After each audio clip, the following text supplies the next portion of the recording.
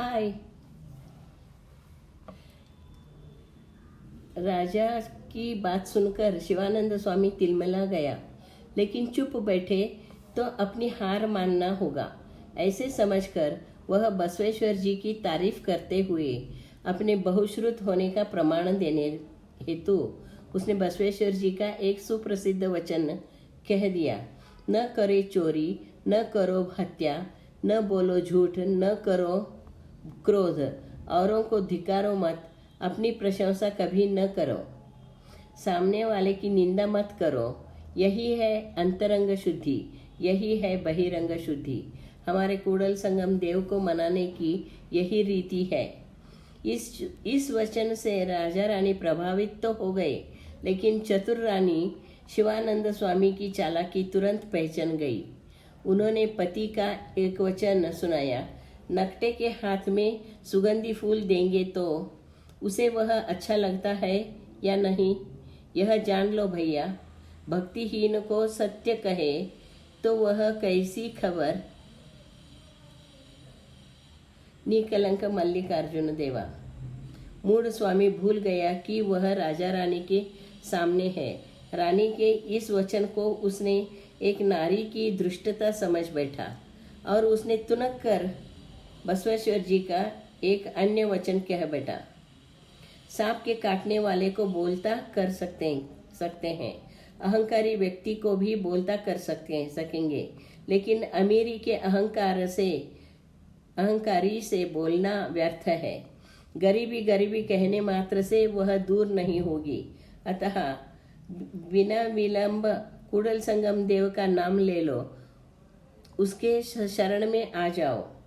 काश मूढ़ स्वामी रानी की बुद्धिमत्ता, ज्ञान, हाजिर जवाबी वृत्ति समझ पाता तो आगे होने वाले अपमान से वह बच पाता, लेकिन यहाँ उसकी कूपमंडूक वृत्ति काम कर रही थी।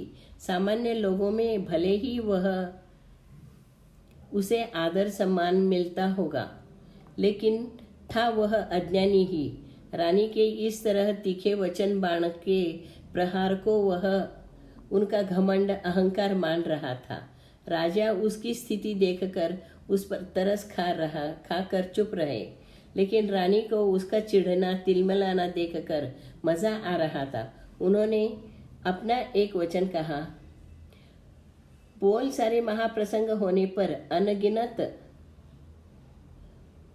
वेद, असंख्य शास्त्र, आदि अंत मध्य रहित पुराण पढ़ना क्यों? तलवार साथ हो तो अन्य शस्त्रों से भय क्यों? कर चर्म कवचधारी बाण से घायल क्यों होता? प्रकाश के मुंह से प्रकाश की कांति समझने के भांति हमारे प्रिय मणि निकलंक में भेदभाव के बिना तुम अपने को जान लो। तोते के जैसे रटे हुए वचनों के आधार से ज्ञानी रानी के सामने शिवानंद स्वामी का टिकना नामुमकिन था। रानी अपने और राजा के वचनों को ही प्रत्युत्तर में दे रही थी। स्वामी चुपचाप सिर नीचे करके जवाब के लिए वचन श्लोक याद करने लगा। उसका दुर्दैव की हताशा की गर्त में डूबते हुए स्वामी को एक भी वचन याद नहीं आ रहा था।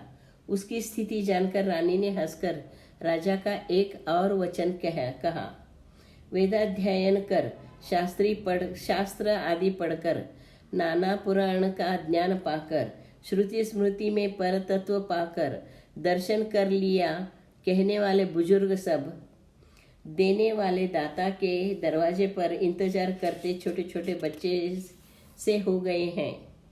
उपदेश देने वाले ऐसे बुजुर्ग नष्ट हुए, जाल में फंसे मूषक के समान। इस दृष्टांत को देख फिर बुजुर्ग कहलाने वाले ब्राह्मणों को देख। निकलंक मल्लिकार्जुन देवा।